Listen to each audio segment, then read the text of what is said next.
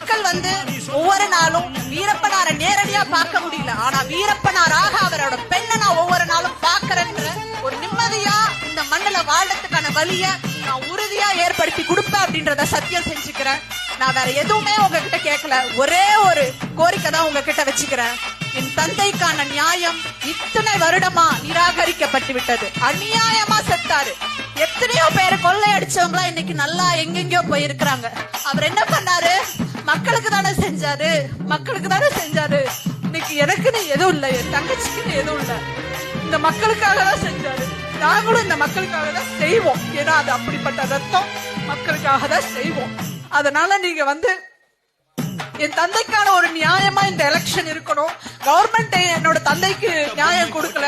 இத்தனை வருஷம் பிட் பண்ணி எந்த தலைவர்களும் இங்க உள்ள கஷ்டப்பட்ட மக்களுக்கு, எங்க அப்பாவோட கேஸ்ல கஷ்டப்பட்ட மக்களுக்கான நியாயம் கொடுக்கல, எங்க அப்பாக்கான நியாயம் கொடுக்கல. ஆனா மக்களுக்கு நான் வந்திருக்கேன். உங்ககிட்டதான் அந்த